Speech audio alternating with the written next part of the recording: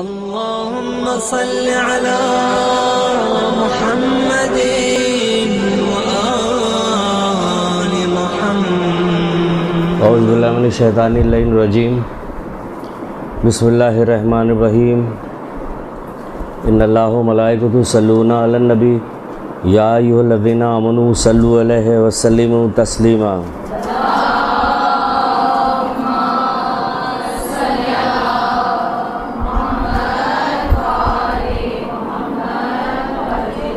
بسم اللہ الرحمن الرحیم ایاک نعبد و ایاک نستعین درود پڑھیے محمد آل محمد۔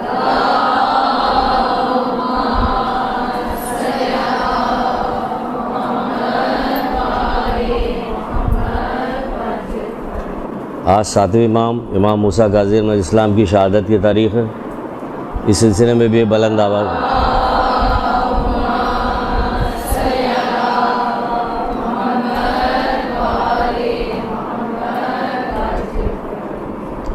معراج کے سلسلے میں باتیں ہوں گی، اور کچھ یہ ہے کہ ساتویں امام کے سلسلے میں بات ہوگی۔ ساتویں امام کے سلسلے میں ایک حدیث سے گفتگو کا آغاز کرتے ہیں۔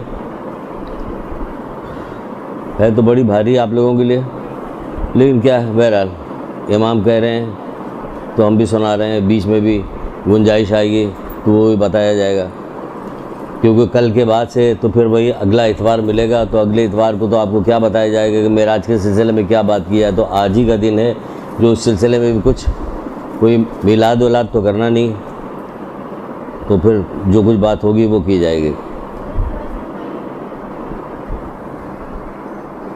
کیا کریں، مائک پہ کیا ہو رہا ہے؟ ہماری آواز تو ایسی اتنی تیز ہوتی ہے، اس میں مائک اگر ہٹا بھی دیا جائے تو کوئی فرق نہیں پڑتا میرے خیال سے۔ بہرحال جیسا کہ قرآن کی آیت بھی ہے کہ پروردگار نے رسول خدا صلی اللہ علیہ وآلہ وسلم کو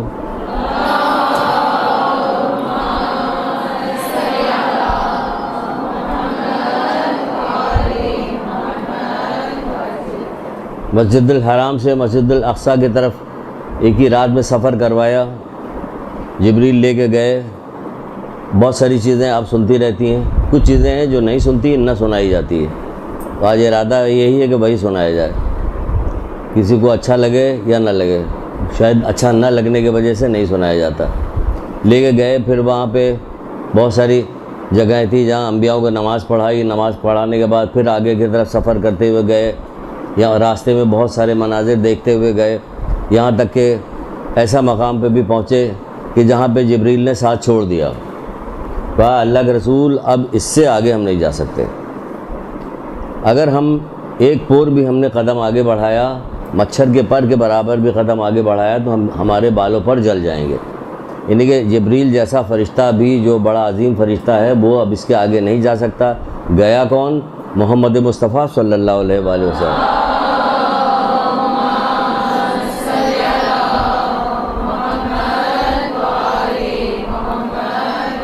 پروردگار نے بلایا کیوں تھا؟ اپنی قدرت کی نشانیاں دکھانے کے لیے، اپنی قدرت کی نشانیاں دکھانی تھی۔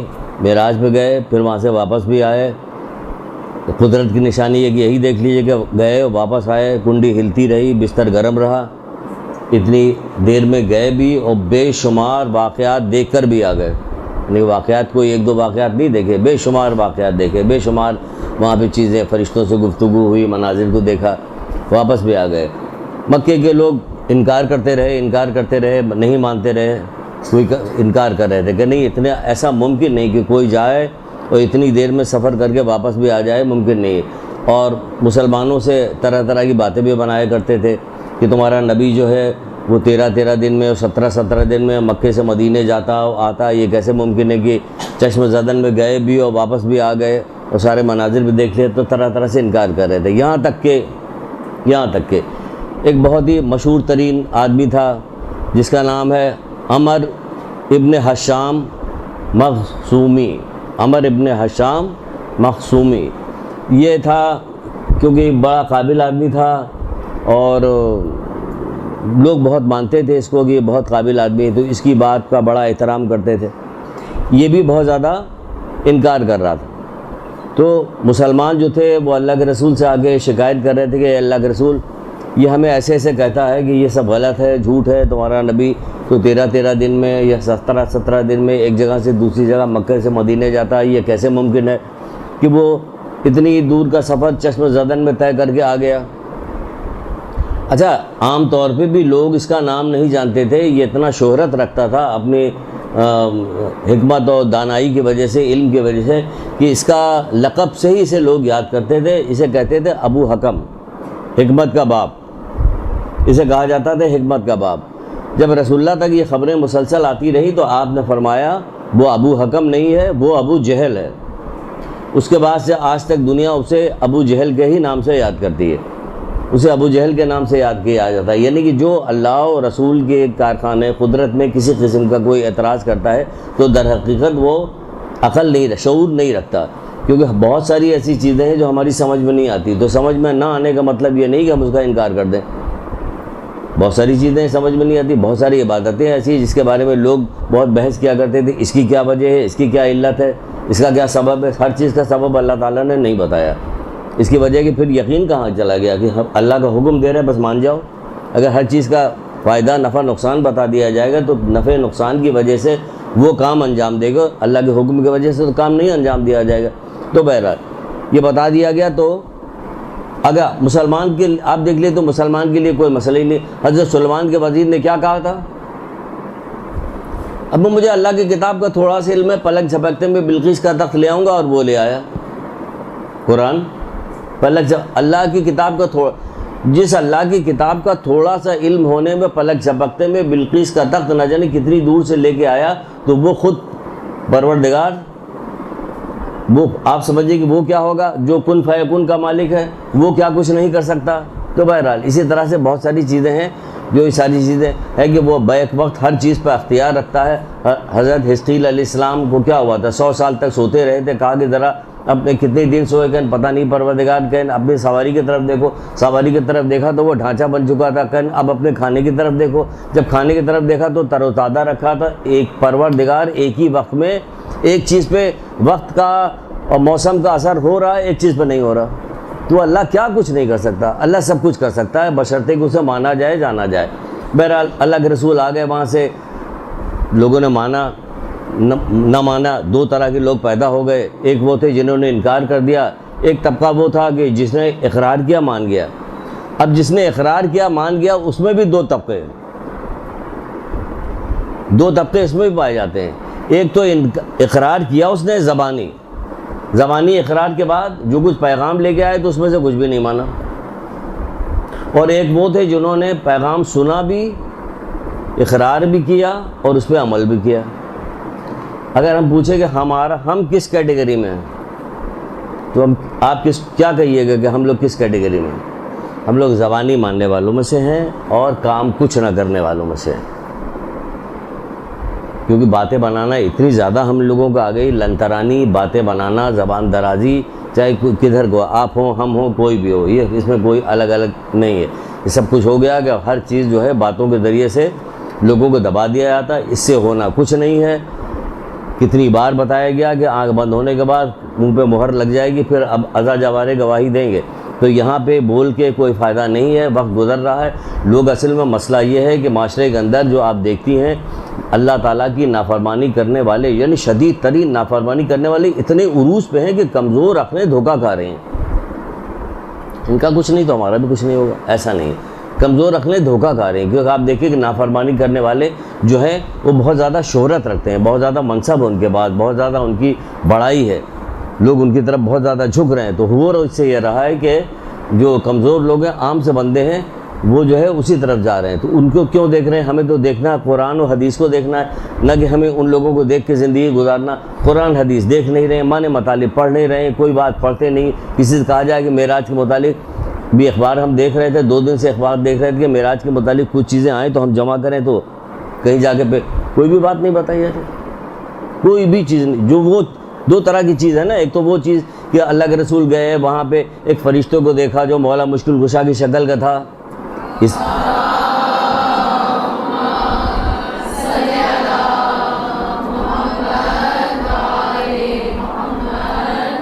پروردگار جو گفتگو کر رہا تھا، حضرت علی کے لہجے میں بات کی جا رہی تھی، کعبہ کو بالکل قریب یہ ساری چیزیں تو بیان کی جاتی ہیں، ان کے یہاں تو خیر یہ بھی نہیں بیان کیا جاتا، وہ ساری چیزیں بیان کی، لیکن اس کے علاوہ وہ کیا چیزیں ہیں جو ہمارے لیے کچھ ہمارے لیے بھی پیغام لے کے آئے، کتابوں میں لکھا ہوا، کتاب اگر پڑھیے کہ اللہ کے رسول نے بہت سارے سوال پروردگار سے کیے، اس سوال کا جواب دیا، اس میں ہمارے لیے بہت ساری حکمتیں موجود ہیں، کچھ چیزیں ایسی جو مناظر دکھائے گئے اپنی آنکھوں سے جو ہونے والے ہیں، پروردگار نے دکھائے گا تو تمہاری امت کے قوم کے لوگوں کے ساتھ کیا کیا ہونے والا، جاؤ جا کے انہیں ڈراؤ، جا کے انہیں بتاؤ، ان سے کہو کہ یہ دیکھ کیا ہے، کتاب میں بھی لکھا ہوا، وہ دیکھ کے بھی آئے، وہ گواہی بھی دے رہے ہیں، اس کے باوجود بھی ہم نہ مانیں، کہ نہ ماننا تو دور کی بات، ہم نے سنا ہی نہیں تو مانیں گے کیا؟ اگر پوچھا جائے کیا کیا دیکھا ہے انہوں نے، ذرا آپ بتائیے، آپ لوگ ایک ایک فرد بتائے، کہ ہمیں تو پتہ نہیں، وہ ہو کے ابھی آ گئے، وہ دیکھ کے بھی آ گئے، اتنا بڑا معجزہ بھی ہو گیا کہ معراج جیسا معجزہ کئی صدی تک تو پوری دنیا جو ہے انکار کرتی رہی کہ نہیں ایسا ہو ہی نہیں سکتا کہ آسمانوں کو پار کر کے کوئی جائے وائے، انکار کرتی رہی۔ بعد میں خیر جب خلاؤں میں جانے لگے سارے تو وہ کہنے لگے ہاں ایسا بھی ہوگا، تو لیکن تو ہم تو پہلے دن سے مانتے ہیں، چھٹے امام کہہ رہے ہیں کہ جو شخص ہمارا وہ شیعہ نہیں ہے جو اس بات کو یقین نہیں رکھتا کہ محمد مصطفیٰ صلی اللہ علیہ وآلہ وسلم جسمانی معراج ہوئی تھی۔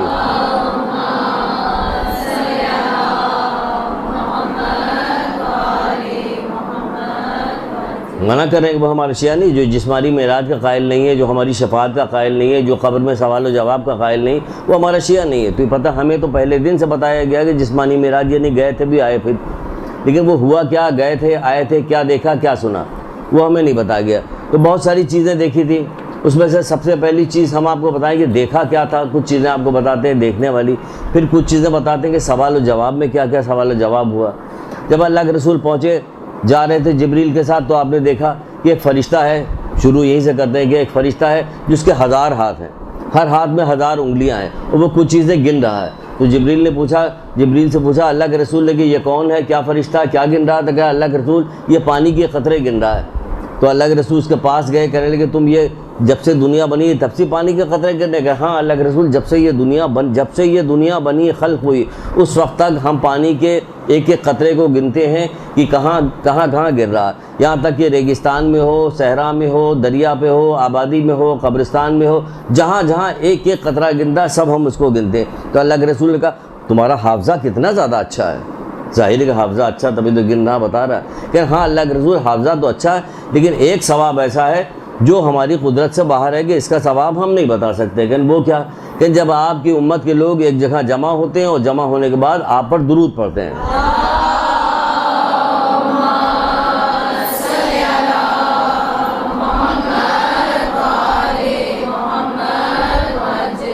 لیکن اس کا ثواب جو ہے وہ ہم نہیں بتا سکتے کہ اس کا کیا ثواب ہے۔ کسی زمانے میں یہ رواج تھا کہ گھروں میں خواتین یا مردوں کا یہ رواج تھا کہ وہ گھروں میں ایک جگہ جمع ہوتے تھے، کئی 1000 بار جو ہے درود کی تسبیح پڑھی جاتی تھی، بہت سارے کام ہوتے تھے، مختلف منتیں مانی جاتی تھی، اس سے بہت زیادہ ثواب ہے، بہت زیادہ برکتیں۔ اب وہ سارے رواج دھیرے دھیرے کر کے ختم ہوتے جا رہے ہیں، نہیں ہو رہے۔ کبھی درود کی تسبیح پڑھی جاتی تھی، کبھی کہا جاتا ہے کہ آج دعائے کمیل پڑھی جا رہی، کبھی جو حدیث قصہ کا سلسلہ ہوتا تھا، اسی طرح بہت سارے پروگرام لوگوں کے یہاں ہوتے تھے، اب وہ بند ہو گئے، اب وہ سارے بند ہو گئے تھے، جبکہ اب دیکھ رہے ہیں کہ جیسے جیسے وقت گزرتا جا رہا پریشانیاں اور مشکلات بڑھتی جا رہی ہیں، اب یہ سلسلہ زیادہ ہو جانا چاہیے، بجائے زیادہ ہونے کے وہ گھٹ رہا ہے، وہ سلسلہ گھٹتا چلا جا رہا ہے۔ پھر اس کے بعد کیا ہوا کہ ایک فرشتہ اور دیکھا کہ اس کا کیا تھا، اس کو یہ دیکھا کہ وہ محل بنا رہا ہے، سونے اور چاندی کی اینٹوں سے محل بنا رہا ہے، سونے چاندی کی اینٹوں سے محل بنا رہا تھا، کبھی وہ بنانے لگتا تھا کبھی رک جاتا تھا، کبھی بنانے لگتا تھا کبھی رک جاتا تھا۔ اللہ کے رسول نے پوچھا اے جبریل یہ کون ہے، یہ کیا کر رہا ہے، یہ کیوں بنانے لگتا ہے اور کیوں رک جاتا ہے؟ کہا اللہ کے رسول یہ آپ کی امت کے ان لوگوں کے لیے جو سبحان اللہ والحمدللہ لا الہ الا اللہ واللہ اکبر کہتے ہیں، یہ تسبیح 4 پڑھتے ہیں، تو جب وہ پڑھتے ہیں تو یہ بنانے لگتے ہیں، اور جب وہ پڑھنا روک دیتے ہیں یہ رک جاتے ہیں۔ سونے اور چاندی کی اینٹوں کے محل بنانے کے لیے بھی رک گئے ہیں وہ، کیونکہ پڑھنا بند کر دیا ہے۔ ابھی یہاں بھی کسی چھوٹا سا مکان بنانے کو کہہ دیا جائے کسی علاقے میں، قیمتی علاقے میں، تو دیکھیں دن رات کھڑے ہوں گے ایک پیر سے دھوپ کے اندر کہ جلدی جلدی بن جاؤ، جلدی تیار ہو جائے، سجاوٹ ہو جائے، بناوٹ ہو جائے، جبکہ یہ مٹی اگارے والی سجاوٹ بناوٹ ہے، تو وہاں سونے اور چاندی کی اینٹوں سے سجایا جا رہا، تو اس کے لیے وہ انتظار کر رہا کہ اب تو پڑھ ہی نہیں رہے، کہاں پڑھ رہے ہیں، کتنا پڑھ رہے ہیں، رجب کے مہینے کے کتنے فائدہ بتائے گئے تو بتایا گیا تو پتہ نہیں بتائے گئے تھے کہ نہیں بتائے گئے کہ کیا کیا چیزیں پڑھنی ہے، کیا کیا اس مہینے میں کرنا ہے. بہت ساری چیزیں بتائی گئی تھی کہ اس مہینے میں پڑھنا ہے، کرنا ہے. وہ کہاں ہوا؟ آپ کو تو عادی ہونی چاہیے کہ آپ کو تسبیح پڑھنا چاہیے. آپ کی تو گفتگو منہ سے بات ہی نہیں نکلنی چاہیے، کیونکہ آپ کی تو بات میں ہر جگہ جو ہے ذکر خدا ہو رہا. تلاوت قرآن ہے، ذکر خدا ہے، اور کچھ ہے نہیں. ابھی کیا ہے؟ چلیے چھوڑیے، ابھی کیا ہے، چھوڑیے. تو یہ ہو رہا. اس کے بعد کیا دیکھا؟ اس کے بعد دیکھا اللہ کے رسول نے یہ ساری چیزیں دیکھتی ہوئی جا رہے ہیں. ابھی تو ہم آپ کو ذرا اچھی اچھی باتیں بتا رہے ہیں کہ طرح کا تھوڑا سا وہ چیز لگا دیا میں نے، جو چوہے کو پکڑا نہیں جاتا تو وہ آنے دے اس کو. تو میں نے بھی اسی طرح چھوٹی اچھی اچھی باتیں ابھی بتا رہے ہیں. اس کے بعد پھر آئیں گے آگے کی طرف، تب پہ پتہ چلے گا کہ کیا ہے. کیونکہ جیسا کہ ہم مختلف جگہ پہ دیکھ رہے ہیں کہ کوئی بتانے کو تیار نہیں، تو ہماری سمجھ میں نہیں آ رہا تھا کہ کیوں نہیں بتاتے. لیکن وہ ڈرتے ہیں لوگ کہ ہم بتائیں گے، سخت سخت باتیں بتائیں گے تو برا منائیں. یاد رکھیے گا، جس نے تمہیں ڈرایا اس نے تمہیں خوشخبری دی. مولا کہہ رہے ہیں جس نے تمہیں ڈرایا اس نے تمہیں خوشخبری دی. یعنی تمہیں ڈرا رہے ہیں، یعنی گناہوں سے تمہیں بچا رہے ہیں. جب تمہیں ڈرا کے گناہوں سے بچا رہے ہیں، تم گناہوں سے بچ رہی تو خوشخبری کہے گی کہ اب تمہارے لیے انعام ہے، جنت ہے، تو تمہیں خوشخبری دی. تو ہم تو اسی کے قائل ہیں. مولانا جو کہا بالکل صحیح کہا کہ جس نے اس نے تمہیں خوشخبری دی. ہم خوشخبری دینا ہے، وہ تو دیں گے. بہرحال پھر ایک کیا دیکھا کہ ایک فرشتے کو دیکھا، کتنا عجیب و غریب، جس کا ایک آدھا حصہ برف کا بنا ہوا، آدھا حصہ آگ کا ہے. آدھا حصہ برف کا ہے اور آدھا حصہ آگ کا ہے. یعنی کتنی عجیب غریب پروردگار کی قدرت ہے کہ آدھا حصہ آگ کا ہے. نہ برف جو ہے آگ پر اثر انداز ہو رہی، نہ آگ جو ہے برف پہ اثر انداز ہو رہی. اور وہ کہتا کیا جا رہا کہ پروردگار جس نے تو نے مجھے بنایا، آگ اور برف کا اتحاد کیا، اسی طرح پروردگار مومنین کے دل کو بھی ملا دے. یہاں لڑنے سے فرصت ہی نہیں مومنین کو. وہ فرشتہ دعا مانگ رہا ہے، یہ چھوٹی چھوٹی بیکار بیہودہ، یعنی کہ جس کا کوئی مطلب نہیں، کوئی سلسلہ نہیں، انا پرستی بھی، صرف لڑائی جھگڑے میں لگے رہے. جبکہ اللہ کے رسول کیا کہتے ہیں؟ رسول خدا صلی اللہ علیہ وآلہ وسلم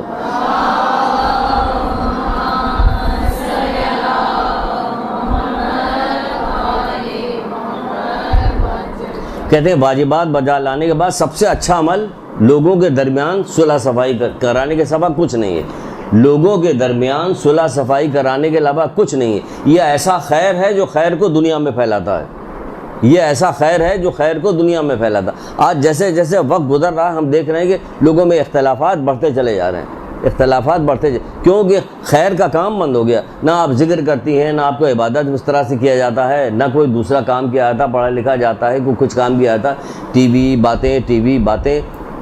اور سب سے زیادہ برباد کیا بات کرنے نے.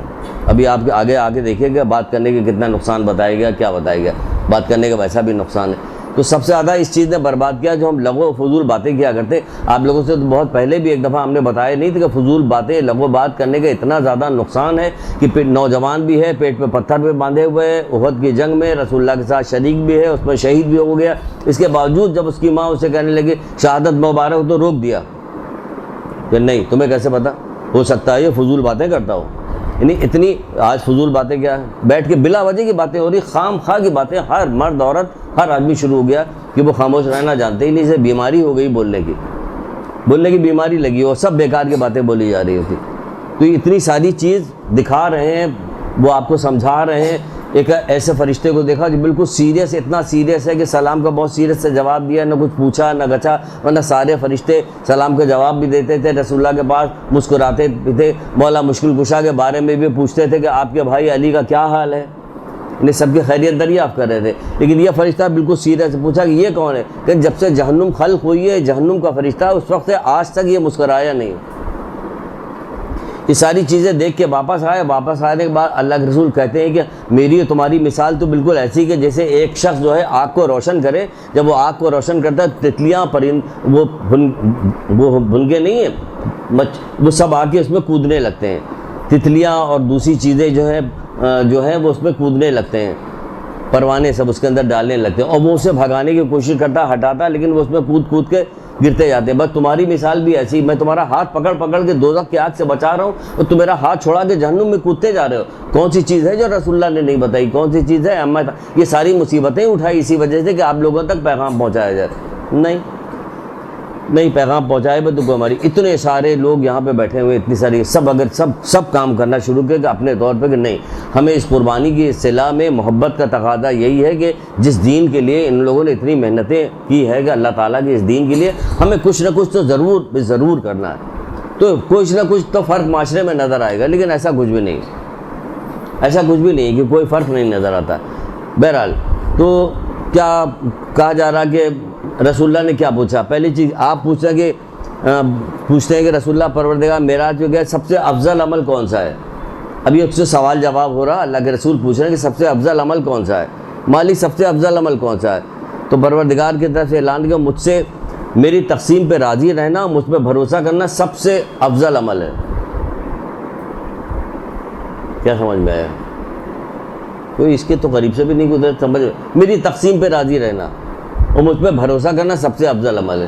نہ تقسیم پہ راضی ہیں, حوث پرستی ان کے پاس یہ ہے, ان کے پاس یہ ہے, ہمارے پاس بھی یہ ہونا چاہیے, ان کی فلان جگہ شادی ہوئی, ان کے تو 4 بچے ہیں اور لڑکے ہیں ان کے, ہمارے یہ کسی چیز پہ راضی نہیں, اللہ کی کسی تقسیم پہ راضی نہیں. وہ معراج پہ جا کے پوچھ رہے ہیں رسول اللہ کہ سب سے افضل عمل کون ہے؟ کہ ہماری تقسیم پہ راضی رہنا اور مجھ پہ بھروسہ کرنا.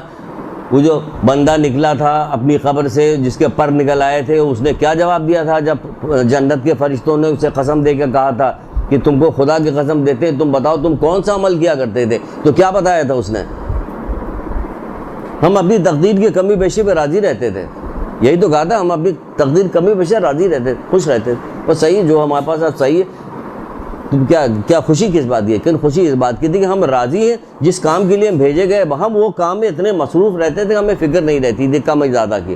ہمیں تو کم و زیادہ کی فکر زیادہ, جس کام کے لیے بھیجے گئے تو وہ تو ہمارے پاس صحیح نہیں. پھر پوچھا کہ کیا تمہیں معلوم ہے کہ بندہ کس وقت میرے قریب ہوتا ہے؟ پھر پوچھا کہ احمد کیا تمہیں معلوم ہے کہ بندہ کس وقت میرے قریب ہوتا ہے؟ تو آپ نے فرمایا نہیں میرے مالک مجھے نہیں پتہ.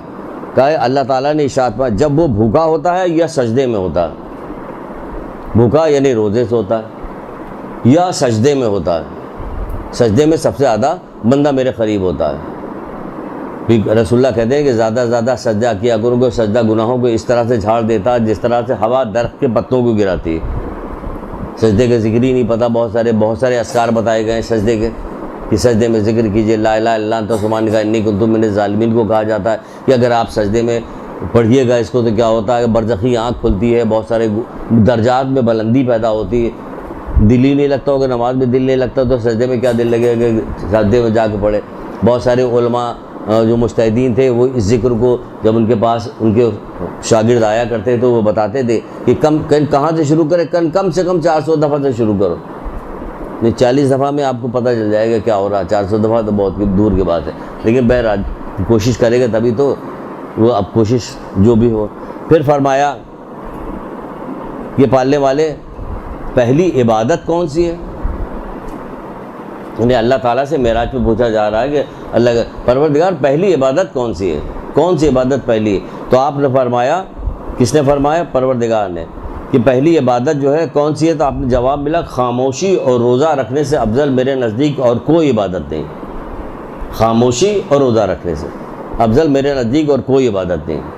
محبوب ترین عبادت ہے خاموشی اور روزہ رکھنا. پھر جس امام کی شہادت کی آج تاریخ ہے 7ویں امام موسیٰ کاظم علیہ السلام.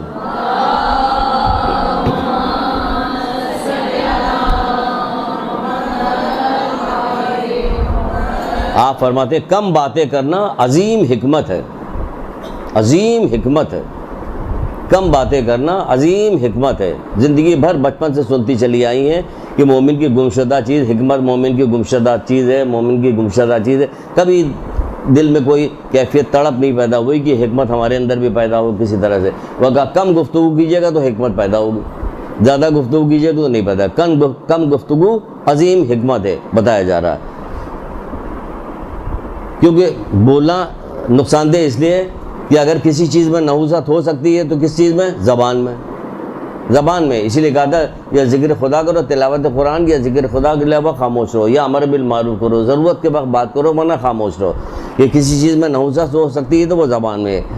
جس نے خاموشی اختیار کی وہ نجات پا گیا. یہ سب مولا مشکل کشا کرے, جس نے خاموشی اختیار کی وہ نجات پا گیا. یہ سب سوال جواب پہ باتیں ہو. پھر عرض کیا کہ یہ پالنے والے روزے کی میراث کیا ہے, یعنی روزے سے نتیجہ کیا نکلے گا, کیا ملنے والا روزہ رکھنے سے. ابھی آ رہا رمضان, دیکھیں کیا ملتا ہے.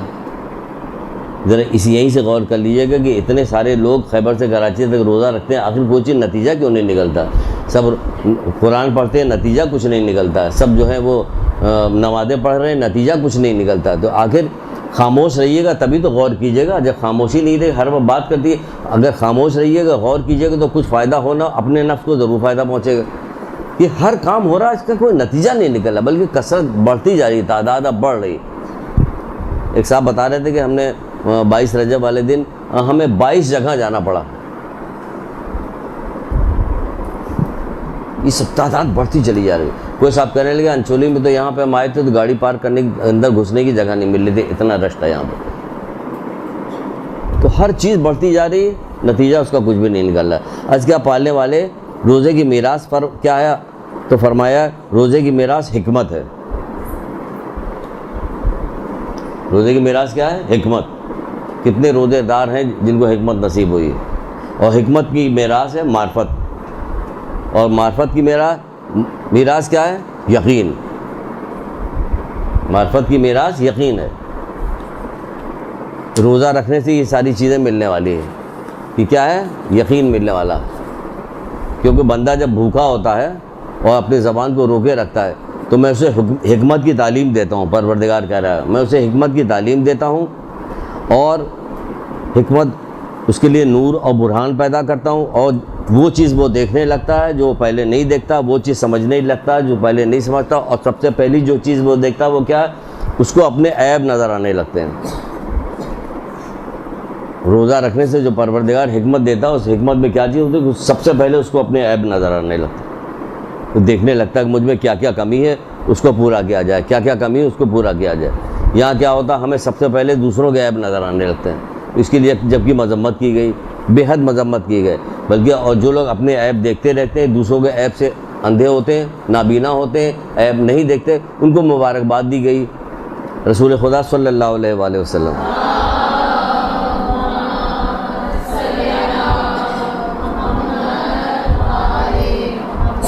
آپ فرماتے ہیں لائق مبارکباد ہے وہ شخص جو اپنے عیب, اس کے جو اپنے عیب ہیں وہ مومن کے عیب کے دیکھنے سے روکے رکھے, روک دے. کسی اور کا عیب وہ نہیں دیکھتا, اس کو اپنے مومن بھائیوں کے عیب سے, عیب گیری سے اسے روکے رکھتا ہے. کس کے, اپنے عیب. کیا کمی ہے, کیا گناہ ہے, کیا چیز گھٹ گئی, کیا. تو خاموش رہیے گا تو غور بھی کیجیے گا, غور بھی کیجیے گا آج کیا کام کیا, کیا کام نہیں کیا, کہاں بلندی جانا. دنیا میں تو حاصل کرنے کے لیے کیا کیسے افسوس میں زندگی گزاری جا رہی ہوتی ہے, شوق میں یا افسوس میں یا تمنا میں یا امید میں زندگی گزر رہی ہوتی. آخرت میں سب چیز ملنے والی ہے, یقینی طور پہ ملنے والی. دنیا میں یقینی طور پہ ملنے والی نہیں, حادثاتی ہوتی, کبھی ملی کبھی نہیں ملی, حادثاتی ہو رہی ہوتی. کتنے حادثات صبح شام ہو رہے ہوتے, غور نہیں کیا جاتا. عبرتیں بکھری ہوئی, کوئی عبرت لینے والا نہیں ہے, پھر اسی چیز میں لگے ہوئے ہیں. نہیں, ایسا نہیں ہے. اور جب کسی بندے کو دیکھو کہ وہ اپنے عیب کو بھول کر دوسروں کے عیب جوئی میں لگا ہوا ہے, چھٹے امام فرماتے ہیں امام جعفر صادق علیہ السلام,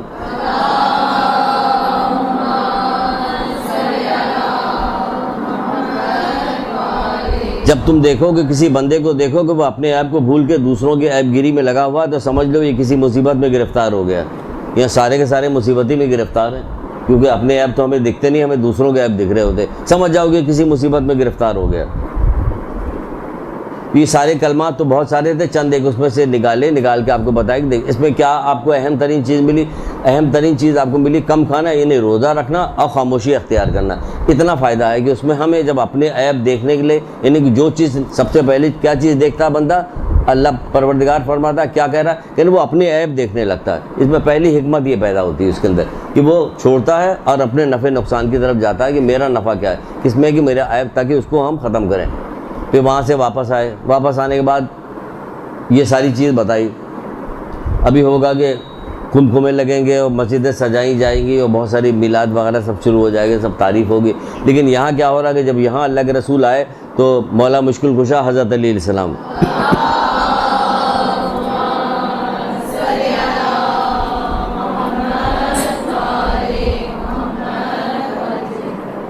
حضرت زہرا کے ساتھ رسول اللہ کے پاس تشریف لائے یہ لوگ, تو دیکھا کہ اللہ کے رسول شدید ترین گریہ کر رہے ہیں۔ معراج پہ جہاں ہم خوشیاں منا رہے ہیں وہاں ہم خوشیاں منا رہے ہیں، اللہ کے رسول شدید ترین گریہ کر رہے ہیں۔ کیوں گریہ کر رہے ہیں؟ تو انہوں نے پوچھا، بی بی زہرا نے کہا کہ میرے ماں باپ آپ پہ قربان ہوں، آپ کو یہ گریہ کرنے کا سبب کیا ہے؟ تو گریہ کرنے کا سبب انہوں نے وہی بتایا کہ جو اپنی امت کے لوگوں کے بارے میں دیکھ کے آئے کہ ان کو کیسے کیسے عذاب دیے جا رہے ہیں، تو اللہ کے رسول پہ اتنا زیادہ اس بات کا اثر ہوا کہ آپ رو رہے ہیں، آپ گریہ کر رہے ہیں۔ ہمیں اگر عذاب بھی بتا دیا جائے تو کوئی گریہ تاری نہیں ہوتا، اور یہ عذاب کس کے لیے؟ ہمارے لیے ہے۔ ہمیں اپنے عذاب پر گریہ تاری نہیں ہوتا، اور وہ ہمارے عذاب پر دیکھ کر آئے ہیں، ہم سے گریہ کر رہے ہیں۔ یہ تو محبت کا عالم ہے ہم سے، کہ ہم سے وہ اتنی محبت کرتے ہیں۔ ہمارا یہ عالم ہے کہ ابھی ایک ایک عذاب بتاتے جائیں گے، کوئی بھی اثر نہیں پڑے گا، کہیں بھی نہیں پڑے گا، کوئی اثر ہی نہیں ہوگا کسی کے اوپر۔ اثر کیوں نہیں ہوگا؟ گناہ کی تہے اتنی جمتی چلی گئی دل کے اوپر کہ اب کسی بات کا اثر نہیں ہوتا۔ دیکھا کہ اللہ تعالیٰ نے کیا دیکھا؟ جو کچھ دیکھا وہ بتا رہے ہیں۔ کیا کیا دیکھا انہوں نے؟ دیکھا کہ میں نے دیکھا کہ کچھ افراد کو جن کے پیٹ اتنے بڑے ہوئے ہیں کہ وہ اٹھنا چاہتے ہیں لیکن اٹھ نہیں سکتے،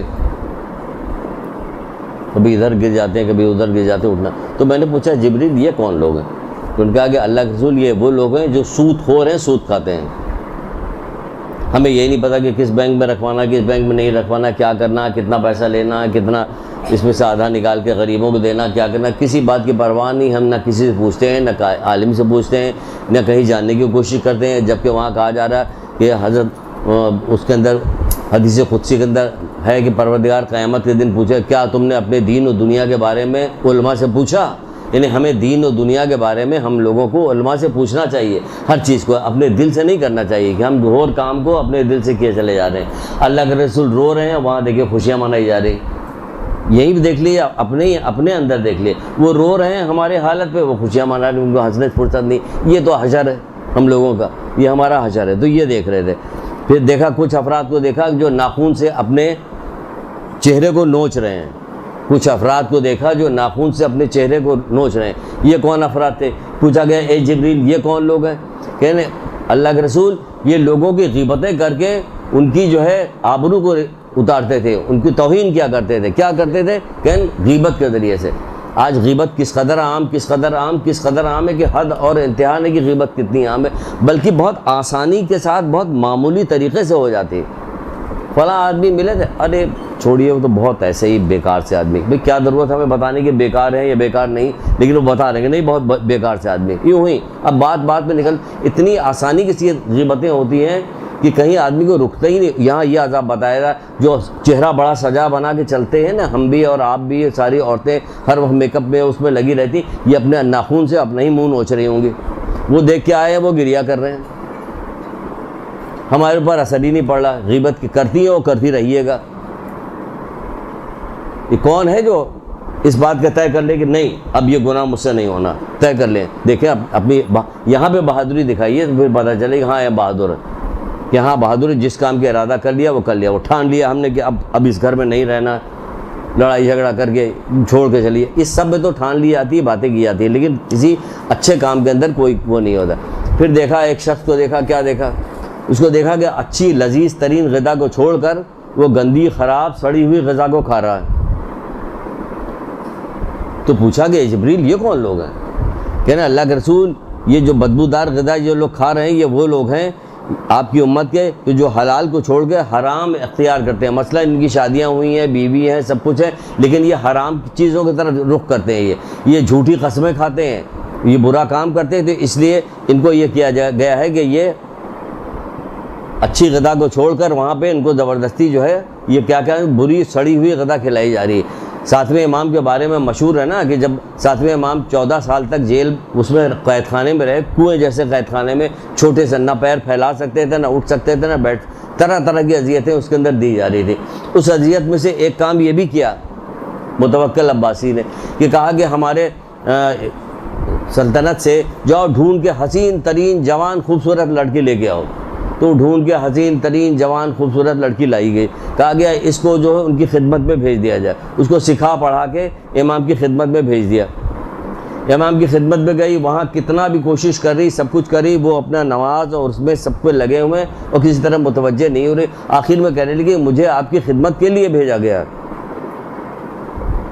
آپ کی خدمت کے لیے بھیجا گیا تو آپ نے کہا دیکھو تو ذرا. اب جب اس نے آنکھ اٹھا کے دیکھا تو غلمان و حوریں اور باغ یہ ساری چیزیں سب کچھ موجود ہیں. کہا کہ یہ سب چیزیں میری نگاہوں میں کہ حیثیت کیا ہے اس کی. تو اس قدر عبادت و ریاضت سب کچھ.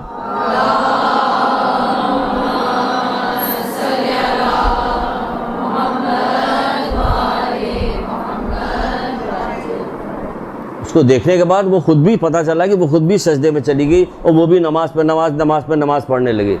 آج ہم سننے کے بعد ہم ماننے والے ہیں, ہم نجیب الطرفین سید کہلائے جاتے ہیں, آباء و اجداد سے سید ہیں. کوئی واقعہ سنتے ہیں, کوئی واقعہ ایک بار دو بار, یہ تو ابھی آئی تھی, کتنی بار سنی, یہ تو آئی تھی بری مقصد کے لیے بھیجا گیا تھا, انعام اکرام اس کو دینا تھا, سب کچھ تھا.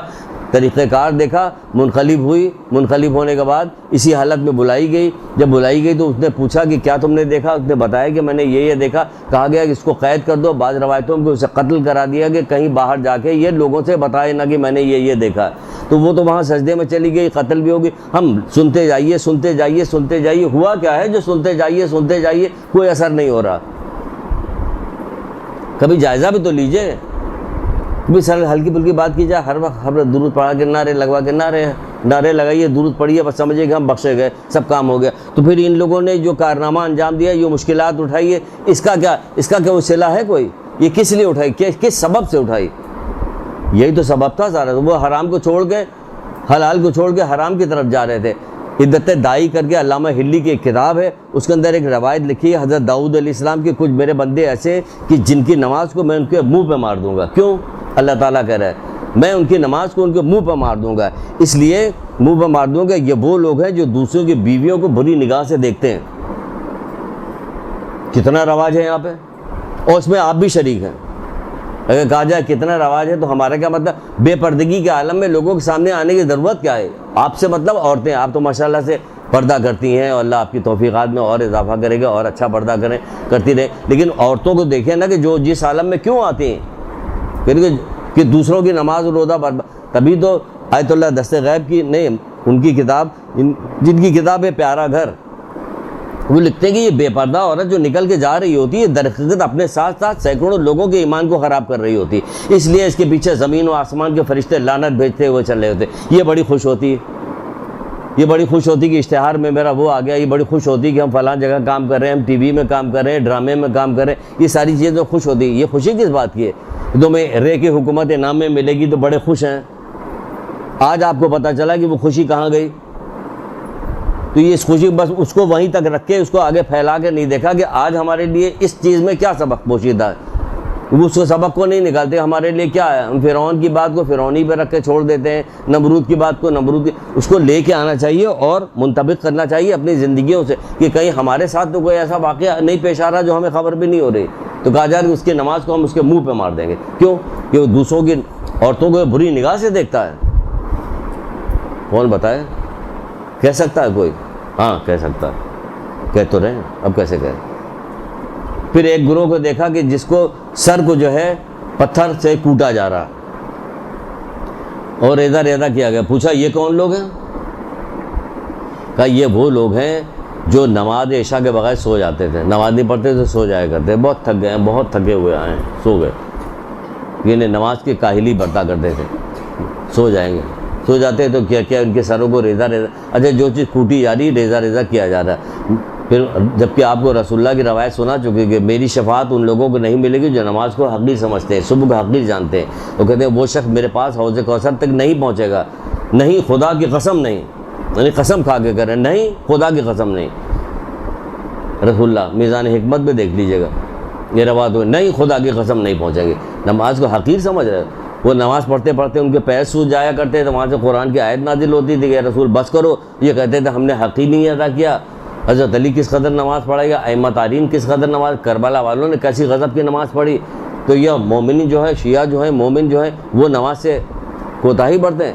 اس لیے کہ بچپن سے ان کو تعلیم نہیں دی کہ بچپن سے اگر آپ اپنے بچوں کو مسلسل نماز کی تعلیم دیجیے, کہیے سختی کیجیے تو کچھ دنوں کے بعد جب عادت پڑ جاتی ہے وہ سمجھتے ہیں. ہمارے ایک جاننے والا ہمارا ایک دوست تھا, کہتے تھے ہم تو صبح کی نماز کے پہلے دن سے عادی ہے. کیوں کیسے ہو؟ کہ ہمارا باپ کہتا تھا کہ 2 آواز پہ اگر نہیں اٹھو گے تو پانی ڈال دیں گے تمہارے اوپر, اور 1-2 دفعہ ڈال دیا تو پھر ظاہر کہ سوتے ہوئے آدمی کے اوپر پانی ڈال دیا جائے تو پھر کیا ہوگا؟ کہنا ایسا ڈر گئے کہ پھر ایک ہی دو آواز میں فوراً اٹھ جاتے تھے.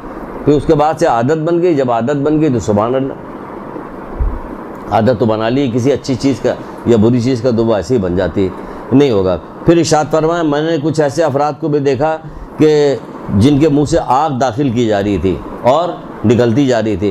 پوچھا گیا کہ یہ کون لوگ ہیں؟ جواب ملا یہ وہ ہیں یہ یتیموں کا مال کھا جاتے ہیں، بذریعہ ظلم یتیموں کا مال کھاتے ہیں. ہمیں کہیں پوچھا جاتا ہے کہ یتیم ہے، بچہ نابالغ ہے، تو اس نابالغ بچے کی چیزوں پہ کس کا اثر ہوگا، کس کا کتنا حصہ ہوگا، کب ہوگا. حاکم شرع سے پوچھا جائے جا کے کہ ہمیں کیا کرنا چاہیے، ان سے اجازت لینی ہے، کچھ بھی نہیں. جب رہ رہے بس کچھ بھی نہیں پوچھاتا تھا، کچھ بھی نہیں پوچھاتا. آپ کو شاید سنایا تھا کہ نہیں سنایا تھا کہ حضرت علی علیہ السلام کی آنکھ میں ایک دفعہ بہت زیادہ تکلیف ہوتی، شدید درد ہوا تھا، تو اللہ کے رسول ان کی عیادت کے لیے آئے تھے. پوچھا کیا حال ہے علی؟ کہنا اللہ کے رسول بہت شدید درد ہو رہا. کہنے لگے جب جہنم کا جو فرشتہ ہوگا وہ کافر کی روح قبض کرنے کے لیے آئے گا تو جہنم کے گرز مار کے اس کی روح کو قبض کرے گا. جیسے یہ والی بات سنی حضرت علی اٹھ کے بیٹھ گئے کہ اللہ کے رسول کیا آپ نے کہا؟ دوبارہ تو کہیے. کیا آپ کی امت کے بھی کسی شخص کی جان ایسے نکالی جائے گی؟ کہنا ہاں 3 افراد کی، 3 افراد ہوں گی جن کی جان ایسے ہی نکالی جائے گی. وہ 3 افراد کو کہ ظالم حاکم کی. اب وہ اس حکمرانی سے لے کے گھر تک آ جائے حکمرانی کرنے. مالکن بنی رہتی ہے نا، آپ لوگ بھی گھر کی مالکن ہیں. مالکن ذرا اپنا بھی خیال رکھیے گا کہ کس کے ساتھ کیا ظلم کر رہی ہیں، بوڑھوں کے ساتھ کیا کر رہی ہیں، بچوں کے ساتھ کیا کر رہی ہیں، رشتہ داروں کے ساتھ کیا کر رہی ہیں، کام کرنے والیوں کے ساتھ کر رہی ہیں. رحم کرو، رحم. کیونکہ جب ایک جگہ پوچھا تھا کہ اے اللہ کے رسول، اے محمد کیا تمہیں خبر ہے کہ میں نے تمہیں تمام انبیاء میں سب سے زیادہ فضیلت کیوں دی ہے؟ یہ بھی معراج پہ ہی پوچھا، یہ معراج کا ہی واقعہ ہے کہ تمہیں سب سے زیادہ فضیلت کیوں دی ہے؟ کہ اس لیے حسن اخلاق کی وجہ سے، رحم دلی کی وجہ سے اور سخاوت کی وجہ سے. 3 چیزیں جس کی وجہ سے تم کو ہم نے دیا. تو رحم دلی ہمیں بھی اختیار کرنا چاہیے کہ ہم کیوں انہی کی امت سے. تو کہا کہ سب سے زیادہ جو عذاب یہ کس آپ کی امت کی کن لوگوں پہ ہوگا؟ کہ ظالم حاکم پہ ہوگا، یتیموں کا مال بذریعہ ظلم کھانے والوں کے ساتھ ہوگا، اور کس کا ہوگا؟ جھوٹی گواہی دینے والوں کو.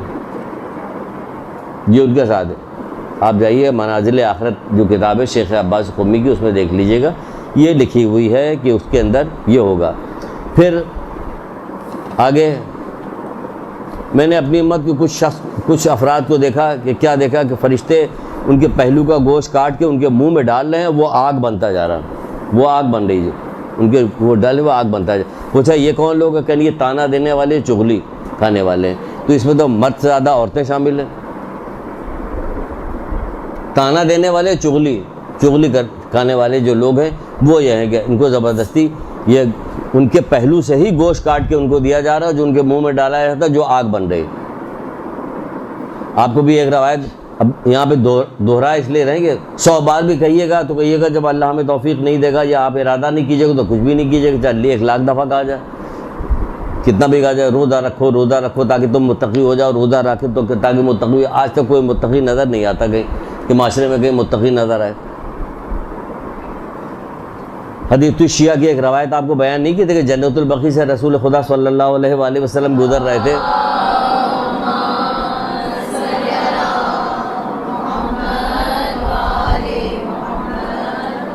تو آپ ایک قبر کے اوپر رکے، کہا کہ ابھی جہنم کے ایک گرز، اس کا آگ کے ایک گرز اس کو مارا گیا ہے کہ اس کا دل ٹکڑے ٹکڑے ہو گیا. اس کے بعد پھر یہ کہہ کے آگے بڑھے، ایک دوسری قبر کے پاس جا کے رکے اور کہا کہ اگر مجھے تم لوگوں کے دل کے پھٹ جانے کا اندیشہ نہ ہوتا تو میں پروردگار سے دعا کرتا کہ جو آواز میں سن رہا ہوں تم لوگ بھی سنتے. تو کسی صحابی نے پوچھا اللہ کے رسول ان دونوں آدمی کو قصور کیا تھا؟ کہنے ایک چغل خور تھا اور دوسرا پیشاب کی نجاست سے اپنے آپ کو نہیں بچاتا تھا. کتنی آسانی سے چغل خوری ہوتی، کہیں خوف ہوتا کہ کیا ہوگا. حضرت موسیٰ بنی اسرائیل میں قحط سالی ہوئی تو سب لوگ دعا کہنے لگے کہ اے موسیٰ دعا کیجئے. یہ صحرا میں نکلتے تھے، دعا کرتے تھے، دعا پوری نہیں ہو رہی تھی. کہا پروردگار سے الگ سے مناجات کہ مالک میں تو دعا کر رہا ہوں، میری دعا کیوں نہیں پوری ہو رہی؟ کہ تمہارے درمیان میں ایک چغل خور ہے جس کی وجہ سے تمہاری دعا پوری نہیں ہو رہی. چخنچین چغل خور ہے، عروج سعادت میں روایت موجود ہے، دیکھ لیجئے گا آپ. یعنی چغل خوری اتنی بری چیز ہے جب تک کوئی عذاب نازل نہ ہو جائے ذاتی طور پر، تب تک کسی چیز کو سمجھنے کو تیار نہیں ہوتے. اس میں بھی باولے ہو جاتے ہیں، رونے پیٹنے مر جاتے. جب معاشرے میں کچھ دیکھا کیجئے تو اس سے عبرت حاصل کیا. یہ معاشرے کی تو بات بتائی جا رہی ہے کہ وہ حضرت موسیٰ دعا کر رہے ہیں، دعا پوری نہیں ہو رہی. یہ معاشرے کی بات بتائی جا رہی ہے.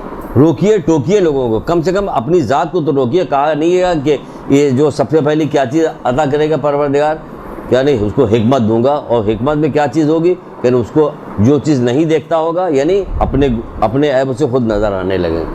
تو جب آپ اپنے عیب کی طرف متوجہ ہو جائیے تو سمجھ جائیے کہ پروردگار نے آپ کو حکمت عطا کی کہ آپ اپنے عیب کی طرف متوجہ ہو گئے. تو یہ ساری چیزیں پھر یہ تو ہو گئی, یہ کامن چیزیں ہو گئی, مردوں کو یہ دیکھا وہ دیکھا. اب ذرا آپ کبھی ٹیپ چلا دیں, ہے نا, معراج میں عورتوں پہ جو عذاب دیا جا رہا تھا وہ بھی ہے. وہ کیا عذاب دیا جا رہا تھا؟ ایک عورت کے دیکھا کہ اس کے سر کے بال سے پکڑ کے اسے جہنم میں لٹکایا گیا. یہ وہ عورت ہے, اور اس کا مغز جو ہے وہ پگھل کے گرمی کی شدت سے پگھل کے گر رہا. پوچھا گیا یہ کون عورت ہے جو بال سے, کہہ رہی اپنے بال کو نامحرموں سے نہیں چھپاتی تھی. لاکھوں کروڑوں روپے شیمپو کے اشتہار میں لگ رہے ہیں. بال کٹنا, کل ٹی وی پہ دکھا رہے تھے کہ وہاں پہ جلسہ ہونے والا ہے فیصلہ آباد میں, تو ساری عورتیں میک اپ کروا رہی تھی, بال کٹوا رہی, ترشوا رہی تھی کہ ہم جائیں گے جلسے کے اندر. کل دکھایا جاتا, اور یہ سب دکھایا بھی جاتا خوب کہ کمزور عقل کے لوگ بگڑتے جائیں. کوئی فیشن کر رہا ہے, دیکھو اس پر کوئی بولنے والا نہیں. یہ آج ہی کل دکھایا جا رہا, تو آج ہی کل معراج کی تاریخ بھی ہے. اخبار میں 2 دن سے مسلسل معراج کے سلسلے میں گفتگو آ رہی. یہ نہیں بتائی جا رہی کہ یہ ہوگا, یہ تو نہیں بتایا گیا کہ یہ ہوگا. اور سب کے یہاں بتایا گیا یہ ایسی کوئی چیز نہیں کہ ہمارے یہاں ہے دوسرے کے یہاں نہیں موجود ہے. پھر بال سے لٹکائی جائے گی, مغز اس کا پگھل کے گر رہا ہوگا. یہ کون ہوگی کہ اپنے جو بال کو نامحرموں سے نہیں چھپاتی؟ یہ وہ عورت ہے, بے پردہ عورت. اللہ کی نگاہ میں کوئی قدر و منزلت نہیں رکھتی. اللہ کی نگاہ میں کوئی قدر, وہیں جا کے وہ سیاستدان کو اپنی شکل دکھانے کے لیے میک اپ بھی کرایا جا رہا, بال بھی کٹوایا جا رہا ہے, جویلریز بھی خریدی جا رہی, اس میں دکھایا جائے گا, پرس بھی خرید رہے ہیں, اچھے کپڑے بھی خریدے جا رہے ہیں. کس کو؟ ان کو دکھانے کے لیے. اور جو اللہ کہہ رہے ہیں اللہ کی نگاہ میں کوئی قدر و منزلت نہیں رکھتی. اللہ کی نگاہ میں جس کی کوئی قدر و منزلت نہیں ہے وہ ہمیں دنیا والوں کا, یعنی ہمارے نزدیک اللہ کی وقت یہ ہو گئی. ہمارے اپنے نزدیک خود دیکھ لیں کہ اللہ کے وقت کیا ہے.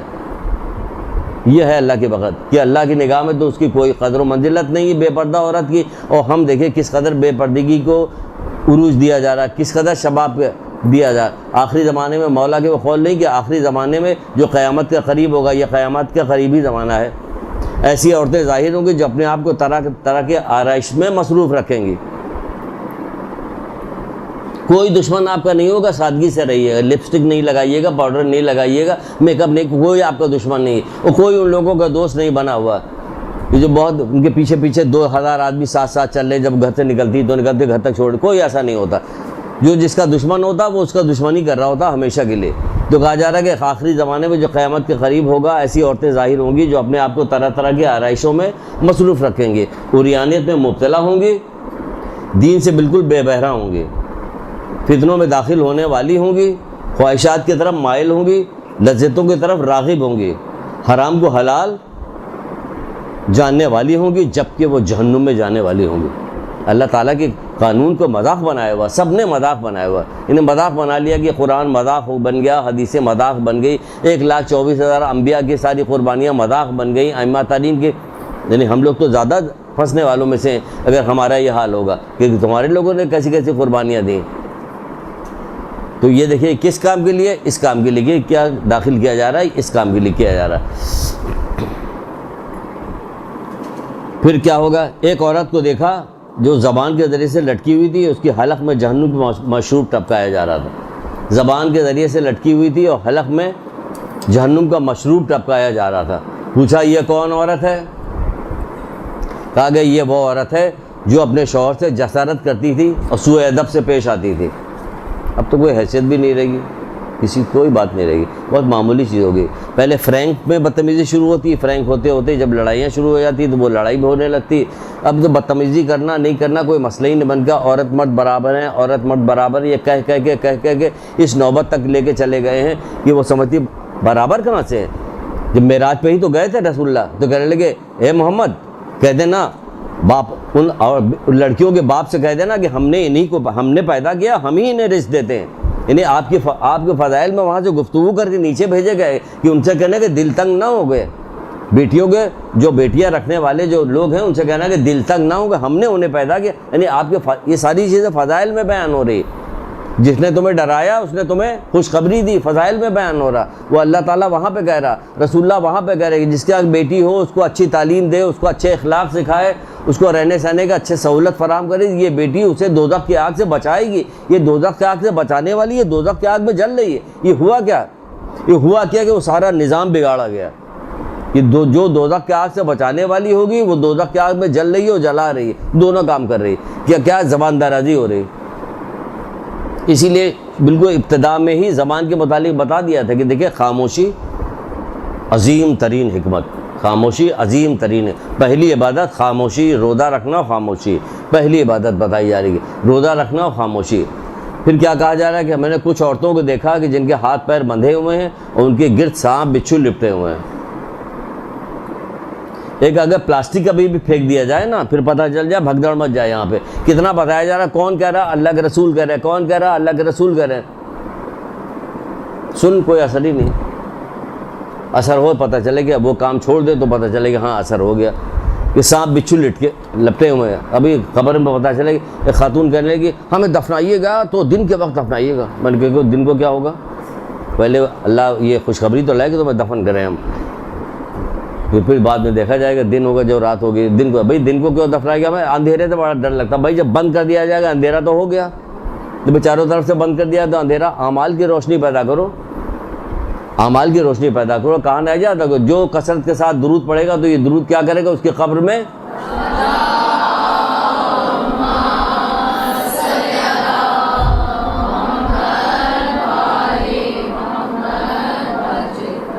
تو کیا کہا جا رہا ہے کہ یہ کہا جا رہا ہے کہ وہ بغیر اجازت کے شوہر سے بغیر اس کے ساتھ بچو. یہ کون ہوتا ہے جو شوہر کی اجازت کے بغیر گھر سے باہر نکلتی تھی, ضرورت ہی نہیں, کوئی پوچھنے کی ضرورت ہی نہیں, ذرا بھی نہیں, کیونکہ بہت معمولی چیز ہے.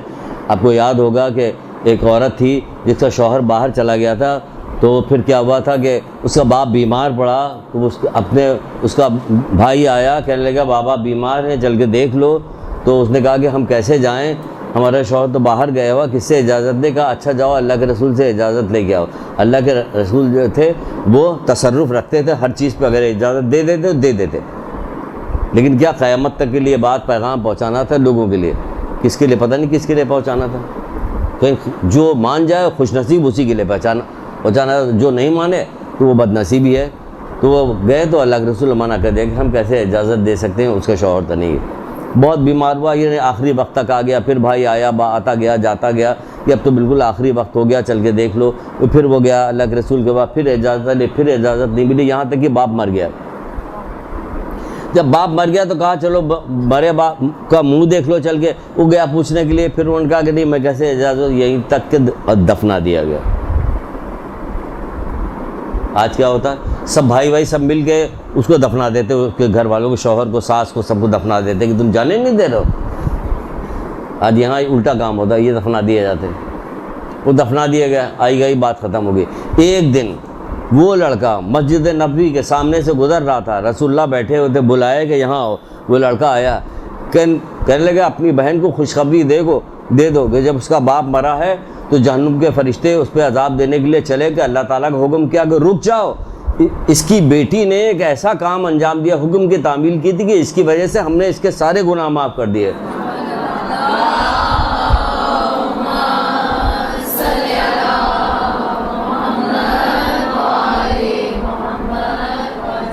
مجھ پر بھروسہ کرنے سے افضل, میری تقسیم پہ راضی رہنے سے افضل کوئی عمل نہیں. کہاں بھروسہ ہے پروردگار کی ذات پہ, کوئی سنائی تو جا رہی باتیں, کہاں بھروسہ ہوتا. بھروسہ ہوتا تو پھر عمل بھی کرتے.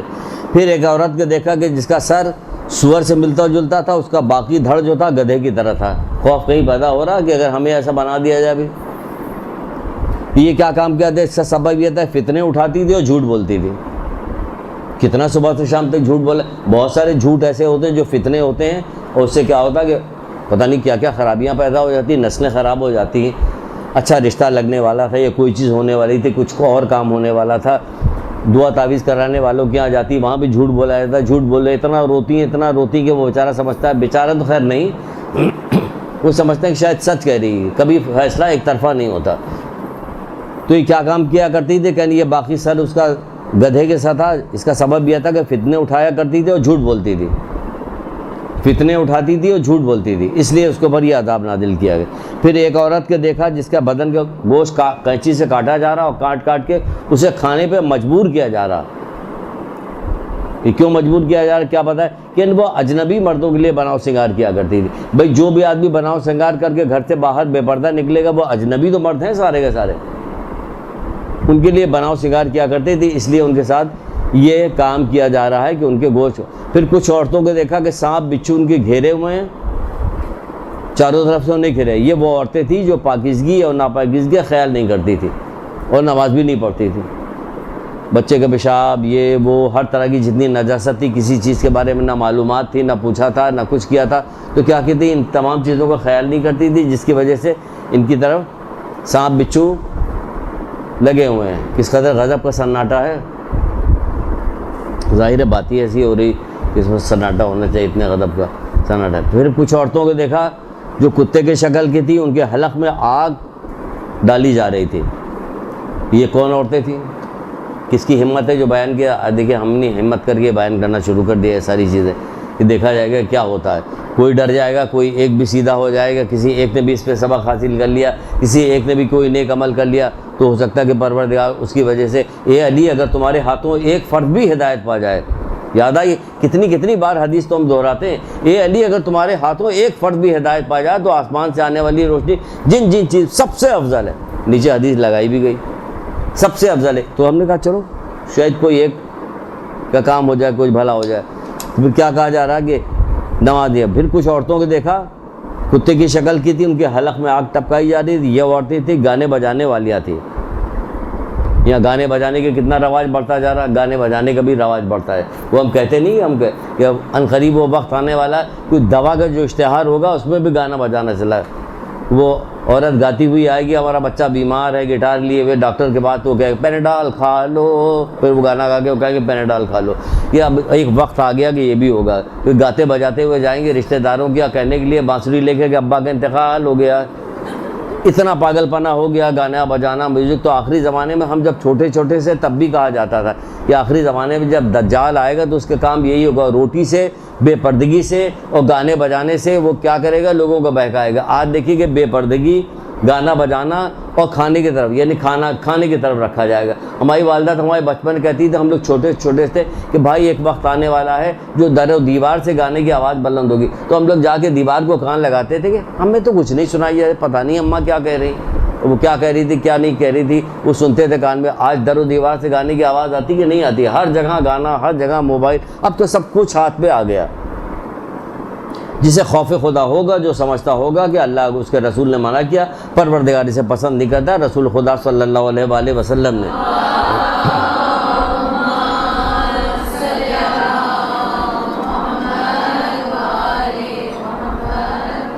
کتنی گانے بجانے کی حدیثیں آپ کو کتنی بار سنائی گئی. کہتے ہیں کہ مجھے پروردگار نے رحمت للعالمین. اچھا مزے کی تو بات یہ ہے کہ آپ ہر فرقے کی کتابیں اگر آپ ڈھونڈ کے گانے کے نکالیے تو ہر فرقے کی کتابوں میں ہر جگہ سب میں گانے بجانے کی شدید مذمت لکھی ہوئی ہے, سب نے ایک ساتھ لکھا ہوا. اس کے باوجود اتنا شدید رواج ہے کہ کوئی حد اور انتہا نہیں. کتنا رواج ہو گیا گانے بجانے, کچھ نہیں. آئیے میرے ساتھ ڈانس کیجیے, آئیے میرے ساتھ ناچیے, موبائل کے اندر یہ ہوگا گانا گائیے. گانے کا جو پروگرام کیا جا رہا تھا, مختلف چینلز کرتے ہیں, اس میں سارے پاکستان سے لوگ جمع کیے گئے تھے, وہ گانا گا رہے ہیں. یہ سب کیا ہو رہا, بڑے بڑے اشتہار ہیں, جتنے کھانے پینے کی ڈرنکس کی جتنی جو مشروبات ہیں, سب جو اشتہارات دیتے ہیں وہ انہی تمام چیزوں کو دیتے ہیں, گانے والوں بجانے والوں. یعنی آپ دیکھیے کہ کتنا عروج پا رہے ہیں یہ لوگ. آخری زمانے میں ان کا عروج کہاں پہ ہے, یہ کہاں پہ جا رہے ہیں, کون گناہ گار لوگ, جتنے گناہ کرنے والے لوگ ہیں سب جو ہے آسمان سے باتیں کر رہے ہیں سب. تو بھلا جائے یہ آخری زمانہ کسی وقت بھی ظہور ہو جائے گا, پھر سمجھ لیجیے گا گنجائش نہیں رہے گی توبہ کرنے کی. اور کس منہ سے دکھائیے گا, کیا منہ کیا دکھائیے گا, کیا دکھائیے گا ان کا منہ. کیونکہ ہم صرف نعرے لگاتے, درود پڑھ لیتے تو بس کافی ہو جاتا, تو کسی چیز کا کوئی اثر بھی ہوتا تھا. کہ مجھے رحمت اللہ علیہ مجھے حکم دیا کہ بس ساز و بازو کو مٹا دوں سب جگہ, سب کتابوں میں. آخری زمانے میں 3 بڑے فتنے ہوں گے, جس میں سب سے بڑا فتنہ ہوگا راگ اور راگنی, یعنی گانا بجانا.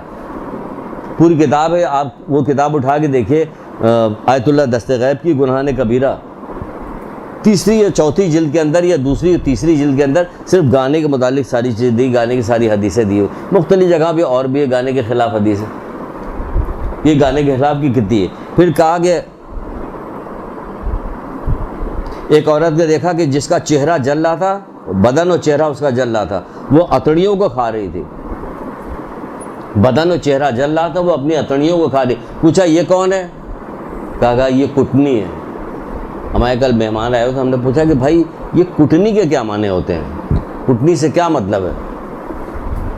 کہ اگر کہا جائے کہا گیا کہ یہ کٹنی ہے، تو آپ بتائیے کہ کٹنی کا کیا مطلب ہے. کہنے لگے کہ یہ ورغلانے والی عورت ہے، لوگوں کو بہکانے والی، لڑائی جھگڑا کرانے والی، ورغلانے والی اس قسم کی جو عورت ہے اسے کٹنی کہتی ہے. ادھر کی بات ادھر کہہ کے ورغلایا، ایک دوسرے کو بھڑکانے والے. یہی تو مطلب ہوتا ہے نا کہ کٹنی تو عورتوں کو کہا جاتا ہے نا، کٹنا بھی کہا جاتا ہے. بعض ٹی وی پہ جو ٹاک شوز ہوتے ہیں اس میں بہت سارے جو اینکرز ہیں ان کا نام رکھا گیا تھا کہ یہ کٹنا ہے. یعنی کہ کوئی ایک دوسرے کو ایسے سوال جواب کرتا تھا کہ دونوں میں لڑائیاں ہونے لگتی تھی. یہ بہت سارے یہ اس میں ہوتا تھا کہ کچھ ایسا سوال آپ سے کیا ان سے کیا تو جس سے کیا لڑائی جھگڑا ہونے لگا. تو کیا یہ کون ہے؟ کہ یہ وہ عورتیں ہیں کہ جو کٹنی عورتیں ہیں. یہ کیا کام کرتی ہیں؟ لوگوں میں لڑائیاں کرواتی ہیں. تو اس طرح کی بہت ساری چیزیں جو دیکھنے کے بعد نتیجہ یہ نکلتا ہے. کیا نتیجہ نکلتا ہے؟ نتیجہ یہ نکلتا ہے کہ ہمیں ان تمام چیزوں پہ غور کرنا چاہیے کہ ہمیں کیا کرنا ہے کیا نہیں کرنا ہے، دیکھنا چاہیے. پھر اس کے علاوہ بھی اگر آپ دیکھیے گا تو یہ تو وہ چہرے ہیں جو ہمیں دکھائے گئے رسول اللہ کو کہ دکھائے گئے، لیکن جب اصل قیامت برپا ہوگی پھر جو بتائی گئی کہ پوری لسٹ وہ بھی گنائی گئی ہے الگ سے کہ جب اصل قیامت برپا ہوگی تو لوگ کیسے آئیں گے. ایسا نہیں کہ یہ شکلیں جو دکھائی گئی، یہ باتیں جو دکھائی گئی سب ایسے ہی ہے، ایسے نہیں ہے. جب قیامت برپا ہوگی تو لوگوں کے اصل شکل میں نہیں آئیں گے. وہ جیسے دنیا میں جو حرکتیں کر رہے تھے اس والی شکل میں آئیں گے وہاں پہ، جیسی آپ کی ہوگی. یہاں تو کتنی خوبصورت بنتی رہی ہے، کچھ بھی نہیں ہوگا. لیکن کیا ہوگا جب اصل قیامت برپا ہوگی؟ مغرور لوگ، کتنی دفعہ آپ نے سنی ہوگی، ہم بھی آپ کے درس سنتے رہتے ہیں نیچے بیٹھ کے جو دوسرے علماء دیتے، کہ چونٹی کے شکل میں آئیں گے لوگ، ان کو رونتے ہوئے قیامت کے میدان میں ان کو جائیں گے. یہ کون لگتے ہیں؟ غرور کرنے والے لوگ. یہ لوگ غرور کیا کرتے تھے. کتنے لوگ ہوں گے جو اپنی قبروں سے اٹھائے جائیں گے کہ ان کے چہرے سور و بندروں کی طرح مست ہو چکے ہوں گے. کتنے لوگ ہوں گے جن کے آگ کی قینچی سے ان کے ہونٹ کاٹے جا رہے ہوں گے. یہ ساری چیزیں کتابوں میں درج ہے. کتاب خریدیے، پڑھیے. ہر چیز تو یہاں نہیں بتائی جا سکتی نا. کتاب خریدیے، اس کا شوق رکھیے، پڑھیے. اس لیے پڑھیے کہ ہمیں آگے جانا ہے اور کام کرنا ہے. تو جب تک ہم اپنی اصلاح نہیں ہوگی ہمیں خبر زندہ ہیں غنیمت جانیے. جب تک سانس چل رہی زندہ ہے نا، خدا کا شکر بھیجیے. اور خدا کا شکر بھیجیے تو کیا کام کیجیے؟ اصلاح کیجیے تاکہ آخرت میں فلاح پا سکیں. بخشتے تو جائیں گے کہ محمد سے محبت کرتے ہیں تو ہم بخشتے تو جائیں گے. بھائی بخشے جائیں گے کتنے ہزار سال کے بعد. جب ایک بندہ سے حساب لیا گیا کہ حساب دو تو کہنے لگا کس بات کے حساب؟ ہمارے پاس تھا کیا جو حساب دیں؟ تو ہر جگہ سے وہ آرام کے ساتھ گزرتا ہوا نیکوکار تھا، جنت میں سیدھے چلا گیا. اس کے ساتھ ہی میدان قیامت میں ایک شخص کھڑا ہوا تو اس کے ساتھ وہ 500 سال کے بعد آئے. اب کہاں کا 500 سال بعد پتہ نہیں، کیونکہ قیامت کا ایک دن 50,000 سال کا ہے. وہ 500 سال کے بعد وہاں پہنچا تو دوسرا شخص جو تھا اس نے آ کے پوچھنے لگا، دریافت کرنے لگا تم اتنے سال تک میدان قیامت میں کر کیا رہے تھے؟ آپ سوچیں کہ میدان قیامت میں جہاں کیسی دھوپ ہوگی، کیسی پریشانی ہوتی، کیسی ہولناکیاں ہوں گی کہ ابھی ہم جانے والے ہیں، میزان پہ جانے والے ہیں، ابھی ہمیں پل صراط سے گزرنا ہے، ابھی طرح طرح میزان کی کتنی چوکیاں سب سے ہمیں جانا ہے. تو سب کتنی ہولناکیاں ہوگی. تو وہاں 5 سال تک میدان قیامت میں کھڑے رہے تو کتنی ہولناکیاں تھی. کہ میں کیا کریں، ہم بہت پیسے والے آدمی تھے تو ہمارا حساب ہو رہا تھا. حساب ہوتے ہوتے یہاں تک کہ 500 سال گزر گئے. تو بھائی اپنا حساب کرتے کرتے کتنے 100 سال گزر جائیں گے. اس کے لیے ہمیں ایسے اعمال انجام دینے چاہیے. سننے سنانا اسی لیے کہ ہمیں ایسے اعمال انجام دینا چاہیے کہ جس سے کہ ہماری عاقبت بخیر ہو جائے. ایک درود پڑھیے محمد آل محمد.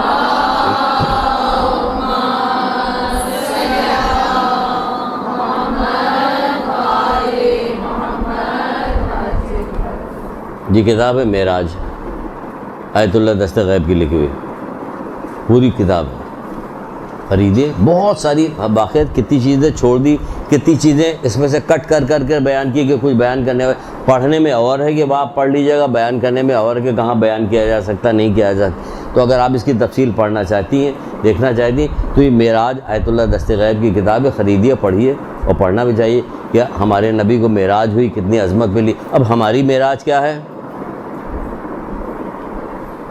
بتائیے؟ حدیث ہے نماز مومن کی معراج ہے، نماز مومن کی، لیکن نماز کیا کام کرتی ہے؟ بس تبھی معراج ہے، یاد رکھیے گا، نماز مومن کی معراج ہے، لیکن نماز کیا کام کرتی ہے؟ بے حیائی و بری باتوں سے باز رکھتی ہے۔ اگر بے حیائی بری باتوں سے باز نہیں رہ رہے ہیں تو یہ معراج نہیں ہو رہی۔ بہت ساری لوگوں کو کیا کرتے ہیں، حدیث الشیعہ کی روایت تھی، کیا روایت تھی؟ جب تک تم نماز بے حیائی بری بات سے نہیں روکتی تو تمہیں اللہ سے قریب کرنے کے بجائے بس تو وہ علی معراج جو ہے وہی ہماری معراج ہے، نماز کہ جو ہمیں اللہ تعالیٰ سے قریب کر رہی ہے، اللہ تعالیٰ سے دور کرنے والی نماز نہیں۔ یہ جتنے عیب سارے گنائے گئے ہیں، سارے بتائے گئے ہیں، اس کو سب سمجھیے، اس کو دل پہ لیجیے، خوف زدہ ہوئیے، تاکہ ان تمام چیزوں کو ہم چھوڑیں، اور چھوڑنے کے بعد ہم جو ہے ایسے مقام تک پہنچ سکیں جس کے لیے ان لوگوں نے قربانی دی تھی کہ ہمارے ماننے والے ایسے ہو جائیں۔ درود پڑھیے محمد آل محمد۔